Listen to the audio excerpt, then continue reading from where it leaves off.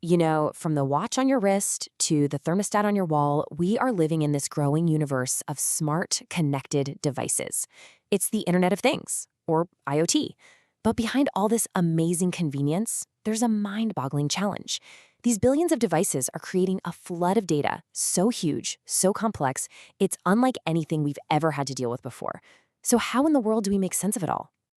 All right, so here's our game plan for this explainer. We're going to start with the massive data problem that IoT creates. Then we'll introduce the powerhouse solution, deep learning. We'll see its incredible impact out in the real world, pop the hood to look at a case study, and then we'll take a peek into the future of this amazing tech. Okay, first up, the data deluge. Before we can really appreciate this solution, we've got to wrap our heads around the sheer scale of the information tsunami that all these connected devices are kicking up. To really put this into perspective, just look at this number from our source material. A single airplane on just one 12-hour flight can generate up to 844 terabytes of data. I mean, that is an absolutely staggering amount of information, and it all needs to be collected, transmitted, and analyzed, a lot of the time in real time. Now multiply that by the billions of devices out there, and you start to get the picture.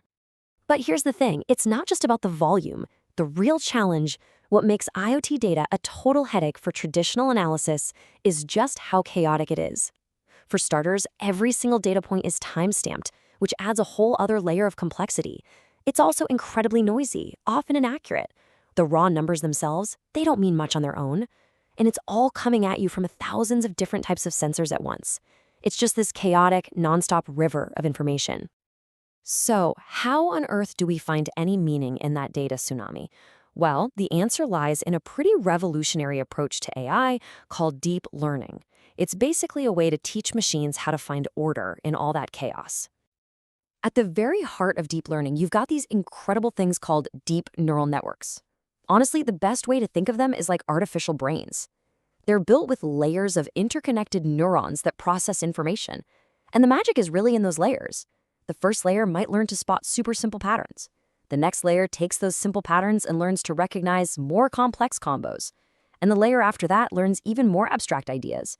It's this layered approach that lets them make sense of incredibly messy data. And the really key difference here is how these systems learn. You see, older machine learning needed a ton of human help. Someone had to tell it what features in the data were important. Deep learning, on the other hand, it thrives on massive raw data sets. Thanks to that layered brain-like structure, it can automatically discover hidden patterns, model incredibly complex behaviors, and hit a level of accuracy that was just impossible before. Now, it's super important to know that deep learning isn't just one thing. It's more like a whole toolbox, right? And each tool is specialized for a different job. You've got your CNNs, which are absolute masters of analyzing images.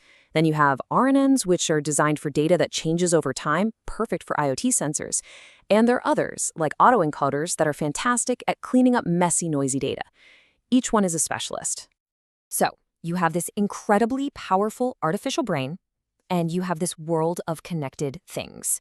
What happens when you put them together? Well, the impact is already massive, and it's being felt everywhere. This diagram from the source paper gives us a fantastic bird's-eye view of just how widespread this revolution is. It's transforming everything: our smart homes, our healthcare, our farms, and our roads. So let's just take a quick tour of a few of these right now. Let's start at home. We're talking way beyond just turning lights on and off. Deep learning can actually predict your home's energy needs to save you money. It can understand what you're doing based on sensor data, and it can even help monitor your well-being by detecting body posture from the wearables you have on. But where this gets truly life-changing is in healthcare. We are moving past simply treating sickness to proactively predicting the risk of diseases, like heart failure, just from electronic medical records.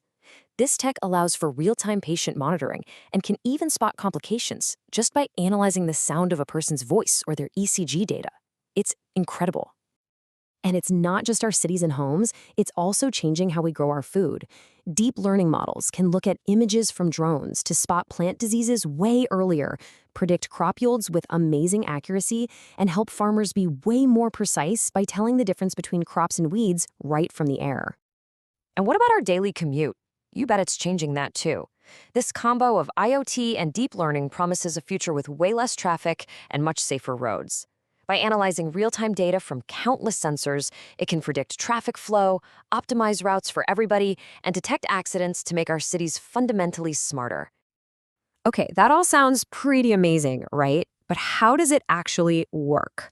Let's zoom in on one specific case study from the paper, recognizing human activity, to really see the whole process, from start to finish. So the goal here is pretty simple, at least on the surface. Can we use the raw data from a basic accelerometer, just like the one that's in your smartphone right now, to figure out exactly what a person is doing? Are they sitting, walking, jogging, maybe going up or down stairs? And here it is, the brain of the operation. Remember that toolbox we talked about earlier? Well, the researchers pulled out the perfect tool for this job. They used something called LSTMs, which are a type of recurrent neural network. They specialize in finding patterns in data that unfolds over time. It's the ideal tool for understanding the sequence of these accelerometer readings and figuring out the unique signature of an activity. And the results? Well, they really speak for themselves. This chart is the payoff. When the researchers compared their deep learning model to other conventional techniques, it achieved an incredible 98% accuracy.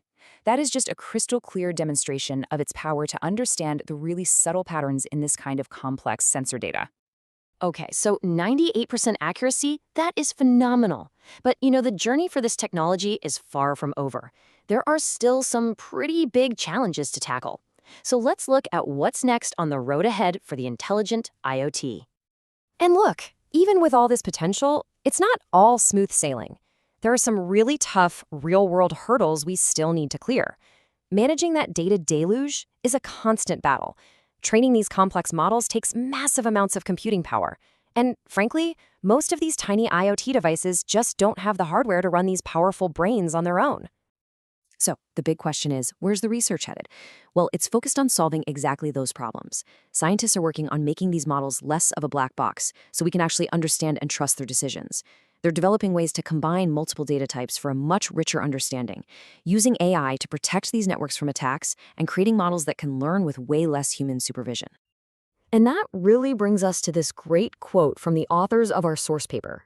They conclude that we are really just at the dawn of what this powerful combo of technologies can do. The potential for new, smarter services that are tailored to our specific needs, it's practically limitless. And this leaves us with a really big question to chew on. We are actively building a world that isn't just connected anymore, it's becoming truly intelligent. As these everyday objects learn to predict our needs and understand our world, it forces us to think deeply about our role and our relationship within it. What kind of smart future do we really want to create?